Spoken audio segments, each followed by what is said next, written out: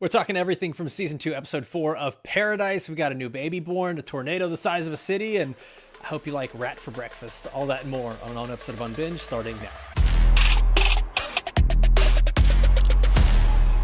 Welcome into Unbinged, the podcast where we break down the show's movies and news you love to binge. I'm Alfredo Brown. I got Jagger, May, and Matt Kopfhamer with me. We're going to discuss everything from Paradise season 2, episode 4. But first, a spoiler warning. We're about to spoil Paradise. Really bad, but right away about something that significant happened. So, catch up. Annie, the character we've come to know and love for like Kinda. 2 episodes.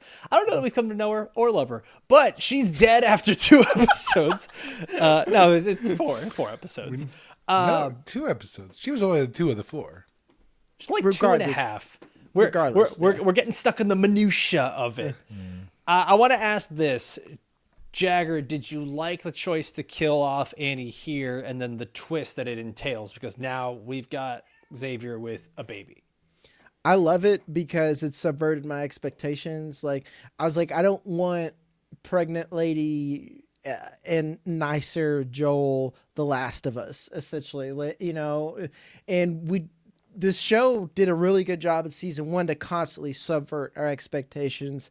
And it feels like we're getting right back on track to a lot of the things that made us love season 1. So I love it. I'm not like relishing the idea of a woman dying in childbirth. That's not it. But again, just a surprise factor, and it gives us just real stakes. Like, we got Shailene Woodley. You guys excited? Do you guys love her? Ha ha. And I like that stuff. I agree with you, Jag. I like the subversion, and I like how grounded it makes the show feel, for as fantastical as it can get sometimes with like a man falling from the fake sky. But having someone die that we were like, oh, she's going to be a main component of the season at least, or she's going to be a main character, and then boop, they pull a Ned Stark and they kill her from take away from us. The thing that I wish they had done a little bit better was give us more like chemistry building moments between her and Xavier before having her die off. I felt like this episode spent too much time of Xavier like sermonizing on how great being a parent's going to be. And so when she dies, I was like, oh, okay. And it just, the emotion didn't hit for me. So I felt like they spent a little too much time with flashbacks and not enough time building that relationship between Xavier and Annie, and which I wanted more of. I wanted that emotion to hit, and it just fell flat for me, unfortunately. The scene's about emotionality. Action Jackson Exactly. can't cry. Exactly. By the way, that's me imitating a white man imitating a black man. I just want to put that out there. Yeah, thanks. Before we jump into any of that. Yeah, thank you. Yeah, I'll say this, Koff. Like, I think I agree with that I wish everything in this episode felt like it did get a little bit pushed into, okay, Xavier has to care about Annie. Annie now believes in everything Xavier is pushing as, for lack of a better term, gospel on how to live, how to raise the child, how to be a good parent. So much so, and I understand there was really nothing left, where she's just like, Xavier, this is your holy charge, is the verbiage that she uses to now take care of this baby and get it to the father. Don't let her be afraid of people. Make that promise to me. First of all, if he's going to get this baby to the father, he's probably not going to be able to teach it a whole lot of lessons, because I'd hope that he gets there fast enough before this baby's talking and shit. Took him 17 years.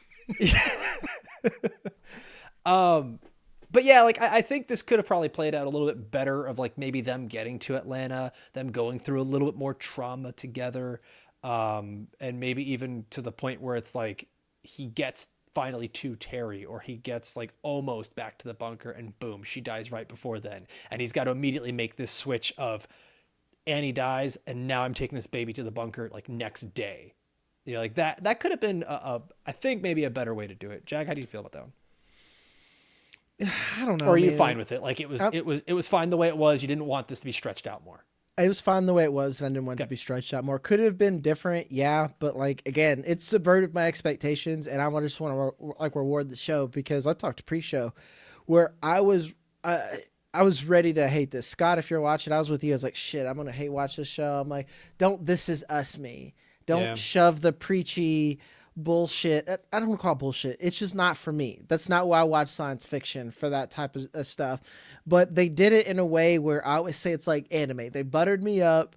just to burn my toast, and I love it. You know, that's I love it. They tried really hard to try to show this softer side of Xavier that we don't need. I guess we hadn't seen much before, but yeah, I mean, we don't need unless there's a real reason for him to have to somehow be like this father figure for this baby, which I can't imagine is going to stretch out that long. But like the time it takes for him to show her how to swaddle a baby, which can we like break this down for a sec?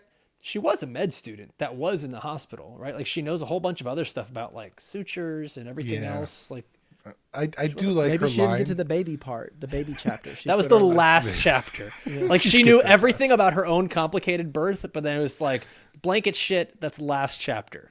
That's for the nurses. That's nurses stuff. I don't need it. I do like how she threw that line in his face. She's like, I get it. You knew a pregnant lady once. Like, fucking shut up, Xavier. That was great. Because he got a little preachy there at moments where it's like, oh, when you watch them play soccer and shit, it's like, bitch, we're in the apocalypse. And then she's like, yeah, they're gonna play soccer with an animal's head. Still and he's like, yeah, but you'll still be proud if they score a goal. Wild fucking lines. Like the choices by these writers is wild sometimes. Xavier thought he was dropping bars with that one. I think we just don't. Why I say we don't need it is like I've never questioned Xavier's what is it, goodness? Yeah, like motive. I don't like Joel, The Last of Us. We need that kind of. We need to soften up so he's not a pure piece of shit. I've never once thought that Xavier is a piece of shit. Like if anything, I would have wanted to go the other way. I would have almost loved to see these people betray him, and that's why Annie dies, and that hardens him and makes him stop trusting people. Because this is the same man.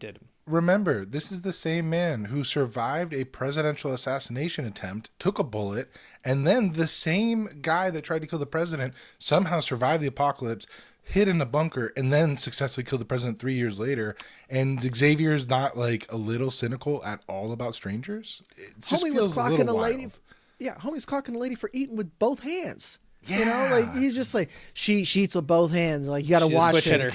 Yeah, and then dude was ready to walk into a white person's home, just to go run the place. Yeah, like, I'm here to pillage. Jag, speak on it, man, because dude sprints past a sign that says no trespassing, no food. Yes, he announces himself. Yes, he knocks on the door. But then my dude just like walks right in and starts rummaging through their shit. Not only that, but he's just like, sweet supplies. Yeah. Let's put it this way. I do not live in an apocalypse. I do live in Arkansas. Close enough. Might as well. Yeah.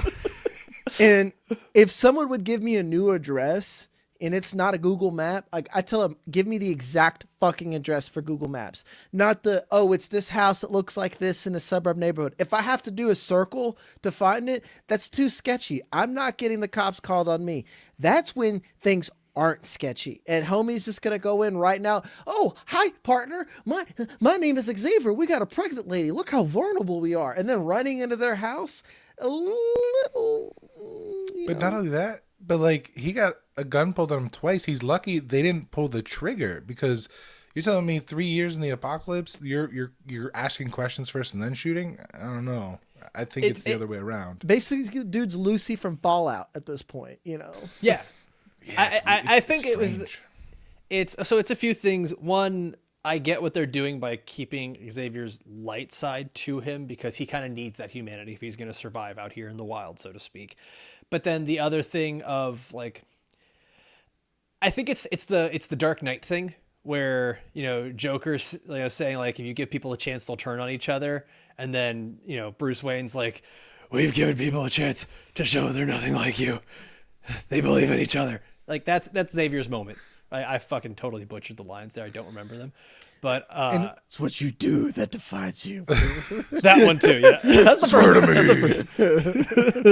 first. But like, I get what they were doing, but coughed back to your point. Like, it's a little fast.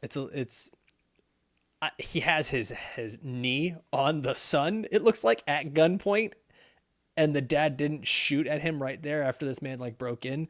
I'd be skeptical too. Believability a little bit. But in Arkansas, they'll shoot you now. Like now. Florida too. Florida to too. shoot you. There's a thing called stand your ground in Florida, and people take advantage of it. Unfortunately, people pray to get to use that law. You know what I was actually kind of curious is because like I hope we get the payoff of the whole there's bad pockets in Arkansas that Link brought up. And sorry, Jack. Arkansas just keeps taking strays here, man. We've earned it. That's not a stray, dog. We are a deserved. earned it. We've earned it. Big combine faller after this week, Arkansas. I'm glad you brought that up though, because Link has mentioned that before, that there are good people still left, but there are pockets of bad. But Xavier wasn't there for that conversation, so I don't feel like it's right that he gets rewarded for believing something he wasn't present for. Fair. It's like finding the kid hunter that tried to kill him. He didn't learn anything. He's like, oh, that was Dad, strange. thank you. Yeah. Be like, well, I guess that was a one-off thing. I guess I can still trust He just got random jacked strangers. by a bunch of kids. Yeah, dude. Like, what's strike 3 for him? He's just walking around doodly doodly doodly doo. He got handcuffed by a pregnant woman. I forgot about man. This Okay. Let's not get too down that rabbit hole. Was I wrong? Were they golden handcuffs because they were Elvis's? Brother, I got no fucking idea, man. Okay. I probably should. That's a cough moment thing, like where you're paying attention to it and we aren't, and then 6 episodes from now, it's like, look, the golden handcuffs are back. I just wasn't sure if I was you. imagining they were golden or if they actually were. So I was hoping one of you caught it. Speaking of, I want to talk more about things that might be getting imagined at the moment, because we're getting like visions, dreams, things that are showing up on screen, and I'll want to talk with you guys to try to figure out what that is. But first, if you're enjoying this, please take a second to like this video, comment down below with your thoughts on the episode. Maybe there's some things here you liked, you didn't like, stuff, theories that you have going forward. This is going to be our final free episode that we are doing here on the channel. Going forward, okay, every episode except for the finale will be behind our premium paywall. Listen, if you want to join us for these episodes, it's a ton of fun. We're going to be not only doing this, but we're going to be doing some recaps of the movie Sinners, one battle after another. We're going to have a whole library filled with our premium content, as well as just talking about various different topics. But we will be back for the finale here on YouTube, Spotify, and Apple, everywhere totally free. So please make sure you are signed up for that. And if you're listening on Apple or Spotify, take a sec to leave a 5-star review. It is huge for us as an independent podcast, just trying to grow and make our way in this content space. Guys, every Monday, we're going to be covering Paradise, and then every Thursday, we're still covering The Pit. Those episodes release right after the episodes air on HBO Max. All right, wanted to talk about this, the visions, memories, premonitions, dreams. Can we categorize these things? We get the tornado that is the size of a city that I believe the way we first see it is Annie actually saw that, right? And then Xavier had a dream about it. Think correct? So. That's what it seemed like being presented in the show, because that would Annie make the most tells sense. him about it, and then he seems to then somehow take that into his subconscious and start had the dreaming about exact same himself. dream. Yeah. I mean, it happens. You tell somebody about some crazy shit that happens, and then all of a sudden, like when you're stressed out, you start dreaming about it too. It's not the most crazy part. Okay. That's why A city-sized storm is crazy. That's fucking nuts. It is. So why dream sequences are my least favorite trope in movies and TV. I hate them so much because I've rarely left it and saying that movie really needed that less clarity. You know. The one big exception is Inception. I will say that movie that, but it's built into the plot. It's the plot, a lot of times, like it's intentional. Right. A lot of times it's used as a random plot device and it just doesn't work. So that's what this feels like. And again, it's purposely vague to keep us like, oh, I wonder what it's gonna be. But I have a feeling it's gonna be a really dumb letdown of a reveal. Be like, he met him one time because he was a contractor, and that's how he remembers him. Or some stupid a contractor. He was retiling the bathroom of the White House. I don't know, man. But it looks like something. Perhaps because he was a student, right? And he was the student that was part of, what was that professor's program? He was the company partner in the Alex program. Alex, program. Yeah. Thank you. Yeah. So, I mean, let's assume here, right? Like they've maybe run into each other going through some sort of, maybe not at the bunker, maybe At the White House, possibly. At the White House, right? Like as they're prepping for all of this, and President, oh my gosh, Cal, what's his name? Bradford. Thank you. President Bradford was like meeting with Sinatra at some point, and they were all walking through the tunnel together. Like that's what it looks like. This whole Xavier seeing Link in this vision or memory or premonition or whatever the hell it is. It's very confusing. But to me, it feels most like a repressed memory because this is now the second time we've seen it. I wonder if it's going to be revealed that he knows, like you're saying, they're going, because Xavier was part of the planning at a certain point of this secret project. So I wonder if he was, like you said, given a tour of the facility before everything went down, and Link was a part of that tour because he was, but he doesn't know. He didn't know where the bunker was. Remember? Right. Yeah. He said we have to go find the bunker. So like he's never, or at least he's making it seem like he has never been to the bunker. And we kind of get that moment later where he's doing the Love Actually thing with the signs. He's like, I don't know if you can hear us. Right. So he seems to know very little about this. He just knows that it exists. I'm curious, Jag, you have some thoughts on this one? Mine is just that there's just like a lot of mountains in Colorado. So like it, yeah, dude. It could have been any mountain. Exactly. I just like that was. Do you think he was just walking up to the mountains? He's like, all right, guys, wait here. You got the cue cards. All right. Yeah. He's just like standing in front of random mountains. Yeah. There was that. Thank you, Jag. That triggers something. So there was the scene in the first season where they had all the people like the smartest people in the world. They got black bagged basically and taken to that bunker site. So it's possible Alex has been there, but he got black bagged, so he doesn't know exactly where it is. Yeah. He just knows it's somewhere in the Colorado mountains. Okay. Yeah. All right. Yeah. He'd go to the Rockies right now, and it's like, oh, I'm in, Emerald Lake. Who gives a fuck? Like there's a lot of places to get lost and die in Colorado. So I definitely think he can ballpark it, and even then, I guess, it's going to take a long time to figure shit out. And they are some of the smartest people around. Like, they're a collection of nerds, So I'm sure that they have their own ways to figure shit out. I would also, I don't know, how long do construction tracks last and stuff around there? I would look as well. There are ways to find it. But I actually do like that it's going to take them a little bit to get there. So there's not there's already too much plot convenience. The fact that Link and X knew each other and he happened to land in the one shithole in Arkansas and Tennessee. I'm having actually huge problems with that. And I'm hoping they figure that out or make that writing feel tight. So at least having that element of we don't know exactly where the fuck this is does a lot for my realism. Kyle, I feel like you and I, we have two things that we like hyper fixate on. Both of ours are different. Yours are timeline. Mine is just like ultimate realism of like, you're just not going to land an airplane and find the one dude who wants to kill you. That's just statistically not possible without like at least a reasoning. I don't know. I mean, technically, he didn't find the guy that wanted to kill him. He found the woman that the woman he got pregnant. Okay, yeah. Then it's fine. And I'm just here to watch and see what happens. I have your true-born heir. I'll kill him if you don't listen to me. Oh gosh. I think what this episode did a good job of trying to do, though, whether we believe at times it may have been heavy-handed or too convenient, was sort of the phraseology it used here was the holy charge. And it kind of tried to show how everyone's holy charge, so to speak, was different, whether it was Xavier or Link, even Sinatra to an extent. And like just everyone believes they're doing the right thing. And oftentimes that is what makes the best villains. And I don't think we know yet if Link is a good guy, a villain. I think for the most part, we know Sinatra's kind of a villain, but like most villains, believes she's doing the right thing. Right. And that this is what is going to help humanity. It's very Thanos of her. Like they're just letting those people die and then resetting everything is going to be pretty good for us in the long run. I did half like of everything, it'll work. Yeah. Mm-hmm. I did like how they tried to give her a humanizing. Up. Yeah. Oh God damn it.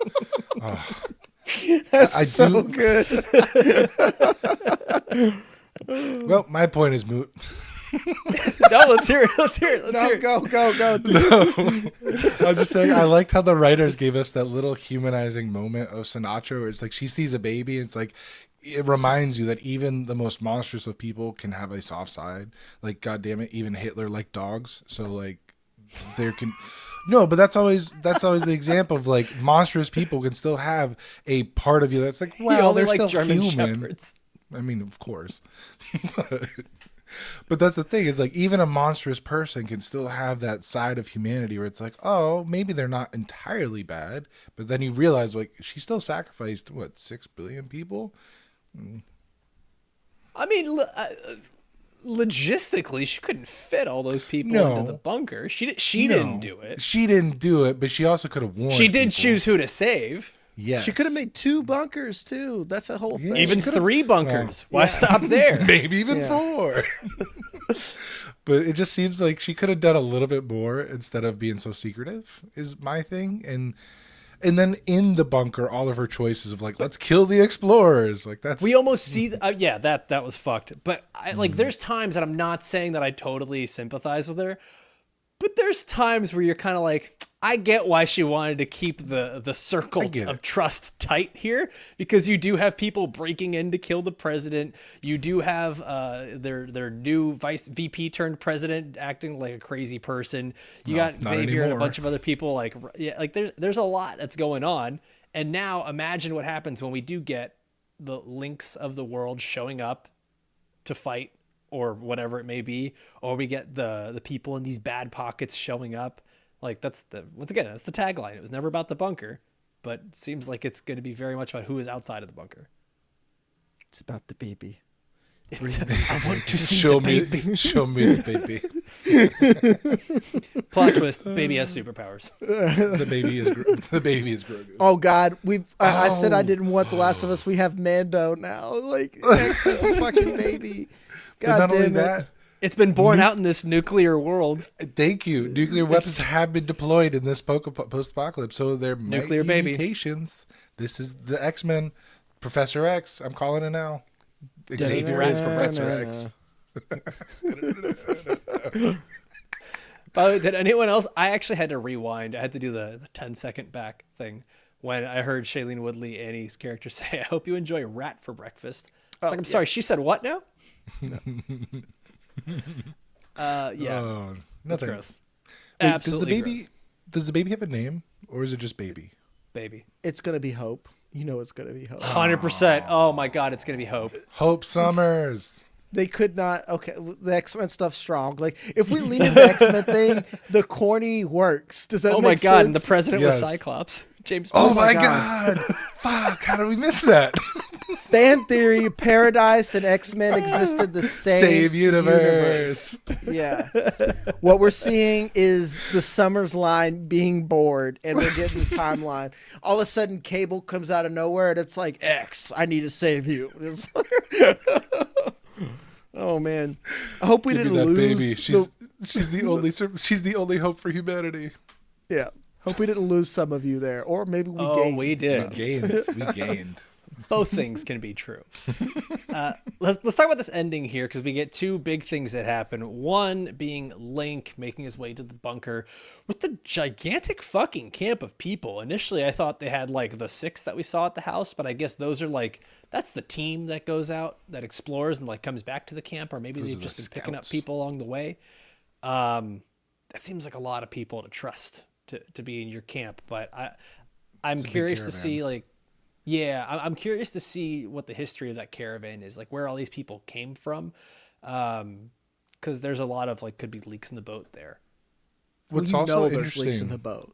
There's gotta be. There's at least one psychopath. But what's interesting to me is I thought, based on the first episode, that Blade's weapon master was the leader of the group. The white-haired guy, he was in Blade and Blade 2. He was, you don't remember? He was the guy that made all Blade's weapons. Anyway. Sir, no, that is Chris Christopherson's dead, dog. And he's dead. Oh, then I'm way off. You sit the next couple plays out, Cough. Whoops. Yeah. Anyway, I thought the old guy was the leader, but it seems like Link's the leader. It didn't trigger you that he looked the exact fucking same as he did 20 years ago? I was like, Chris Christopherson? Time means nothing. He looks similar, so I don't know if that was on purpose. White people don't age like that, pal. You're right. Wesley Snipes looks. Oh, never mind. Nope, he doesn't. All due respect, I saw Deadpool and Wolverine. So, Link being keep the going, leader, save yourself. Yeah, nope. There's no saving me. But Link being the leader was surprising me. I want to know what it is that made them follow Link. Like, what is it? He who has most knowledge is king. Well, that's Knowledge not is how it power. works. It's got. I mean, in this case, it has to be right. Like he walked up to a mountain, the most advanced technological piece of anything left in the world, assumedly, and said, "Knock, knock, let us in," basically, or else. Like he knows something. He has to know a way to get in there. Like, what is he gonna just throw rocks at the mountain and hope that he gets in? Like this guy obviously knows some sort of path in. He knows something about someone in there, multiple people in there. I think that's really it. That's why he's the leader. I'm actually more curious as to how he plans on getting in and what he plans on doing when he gets in. Like, what is it? Is it at this point? I can't imagine. It's just like, hey, do you mind if we come crash New here? neighbors. Like, do you guys have enough couches for us to sleep on? Like, I don't think that's it. I think there's going to be a little bit of, yes, there's the humanity of like, we want to live somewhere, but I also think there's going to be some vengeance at play here. I think there's going to be a lot more. There's going to be some people within the bunker that sort of side with the outsiders and we get a civil war type situation. I would. Well, they have. I already told you I would. Yeah. They have mentioned- The people in the prison camp, Oh yeah, someone's for sure. going to let them in. Jeremy Bradford. Calling it now. So they have mentioned now a couple of things that are starting to connect. One of which is Link's group talking about like wanting to shut down all the nuclear reactors to keep from meltdowns happening. Yep. But they also want to restart the world, right? Because they have the theory that EMP destroyed all the technology or knocked all the power grids out. They want to restart the world to get that power grid up. They've also mentioned now in the bunker that there are miniature nuclear reactors, I think, or something to that effect, that are that's providing the power for the bunker. So I wonder if Link has a history of nuclear power knowledge or something like that, and that's how he's connected to the bunker, and that's what he believes is going to be the key to restarting this new world is getting nuclear power back or something to that effect. What if, plot twist, he's been working for Sinatra all along? I wouldn't rule it out. I don't know, but this show gives me left turns every time. I don't expect it. And like to me, that's established in Sinatra's like timeline, inner character. She took over the company that he was a partner of, so they definitely have a history. But do you think it's she fucked him over at the last minute, and that's why he's not in the bunker? Or do you think he's like her outside agent on the ground outside the bunker? 50-50. Like, which way are you going? I honestly don't even know anymore. Yeah. I'm gonna be real with you. I think both. Let us know. Likely. Let us know in the comments, guys, like what you think the relationship is between Sinatra and Link. Because I really like son that seeing survived cancer. Yeah, I like seeing the villain. I could say villain arc. She started as a villain, but I especially appreciated early on, like season or episode 3 of this season, of seeing like Sinatra wasn't good at being villain. It was like Batman Year One, you know. It's like how to be a villain 101. So I want to see like what kind of mistakes she makes, because like the more I talk through, I lean that she fucked over Link and didn't clean it up. Didn't clean it up, and I'm curious. This show is very intentional on how everyone's named everything.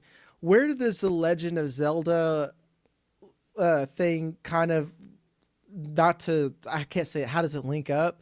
Because like I wonder like what's his actual name? What's his connection to Zelda? Like what is he gonna do? That's what I'm saying. Like gonna just bring the end to Hyrule, and he's gonna come in there, like cut some shit off and destroy everything. But then who's Zelda? Who's the princess? Who's Navi is the real question. Hey, listen. That's Xavier's son.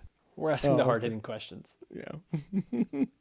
Okay, so we've talked through Link. We've talked through the baby, Tornado, Xavier, a little bit of Sinatra here and there.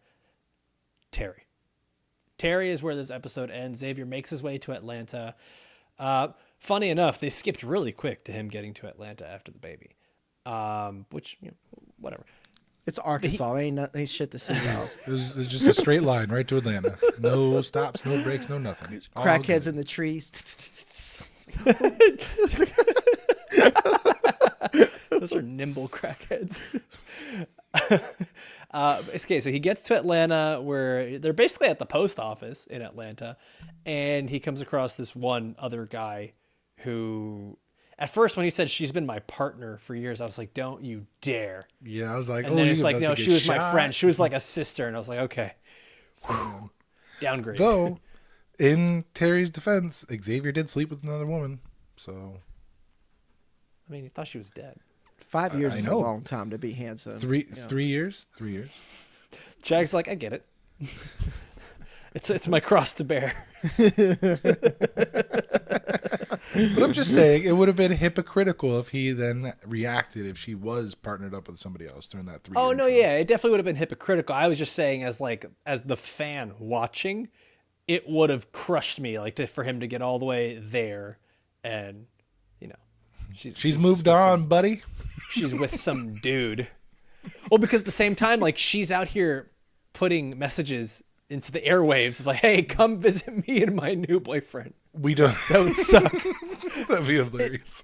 And what if her name was she changed her name to Johnson? She no hyphen. It's like no hyphen. She took his name. No. Oh, that'd be terrible. Ultimate slap in the face. Yeah. But we don't know how old that transmission is. We just know that at some point Sinatra got it and then held on to it. So. Well, we do know that it's established that she's alive, and that's what this guy says. Is that yes? I see. I see you had to say something, Kyle. Yes, no, I'm just saying survived but taken. Yeah. Yeah, she's in the camps the whole time. In where? Kansas? The Colorado camps, underneath the little prison camp, little Sinatra's little Auschwitz. She snatched him to at some point. Well, yes.